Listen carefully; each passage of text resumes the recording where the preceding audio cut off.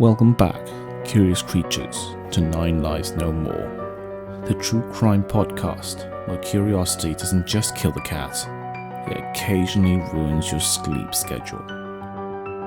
I'm Eggs Benedict, your ever-vigilant host, prowling once more through the dark alleyways of feline felonies, petty paw crimes, and mysteries so strange you'll be wondering if someone's been spiking their cat food with catnip. Last time, we investigated A Tale of Two Cats, the chilling sequel to the drowning of Smokey's beloved owl. A duck was found lifeless in the same watery grave, leaving us with more questions than claw marks on the sofa. But just when our suspects seemed to have moved on, something else began to stir. Not in the house this time, but in the garden. Yes, listeners, this one's about digging.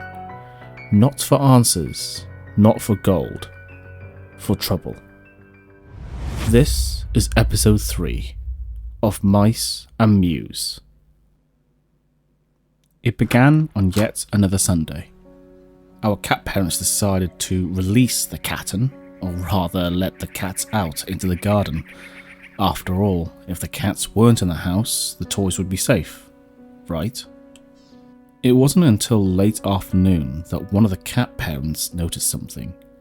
You see, listener, these cats were spoiled with food and spoiled with toys. Each had their favourites, most of which had already met a watery end. But there was one toy they both loved, the clucking chicken.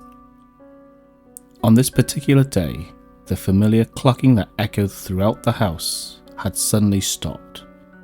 Silence. One of the cat parents went to investigate, only to find a sadly familiar sight. The chicken toy had been drowned.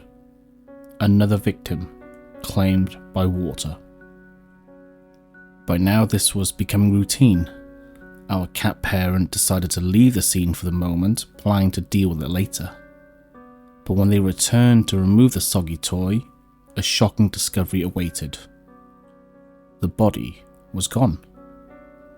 Where did it go? What happened? And who took it? The answer, as always, lies with our conniving kitties. An inspection of the once perfectly manicured garden revealed the truth. The cats had turned what was once lush and green into the feline equivalents of the Battle of the Somme. Muddy craters dotted the landscape where they'd been digging. But the bigger question, to what end? A brief examination might have suggested the random antics of two sweet cats. A closer look, however, revealed a more insidious theory. The cats were seeking ground soft enough to excavate, to dig a deep pit. Why? If you recall the missing chicken toy, it was later found buried in a shallow pit in the garden, covered with a loose layer of dirt. Both cats were known to have been in the area. The question remains, who committed this dreadful deed? Were the cats acting together as one? Or was this the work of a lone hunter? The facts of the crime are clear. The chicken had been drowned in the early hours of the day. Both cats had access to the garden, where the attempted disposal of the chicken was discovered. Yet, despite their circumstantial evidence, both cats have remained silent and refused to answer any questions. Without sufficient evidence to charge either cat with a crime, both have been released, for now. And so, dear listeners, another case closes, or rather is buried. The chicken, once clucking with joy, now lies silent beneath the soil. Cause of death? Drowning. Cause of disposal? Unknown. Suspects? 2. Motives? As tangled as a ball of yarn. Smokey? Calm, collected, always just out of reach. Pepper?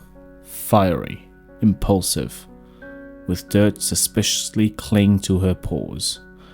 Both cats maintained their innocence, their silence louder than any meow.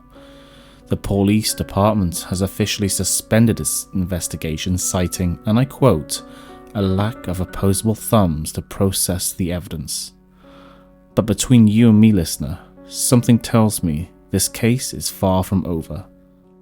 Because as night falls and the house goes quiet, a faint scratching can still be heard in the garden. Soft, rhythmic, persistent. What are they burying? Or worse, what are they trying to uncover?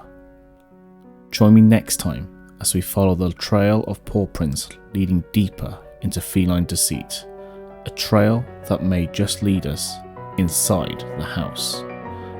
Until then, keep your toys dry, your doors closed, and remember, in this household, curiosity doesn't just kill the cat, it solves the crime. I'm Eggs Benedict, and this is 9 Lives No More.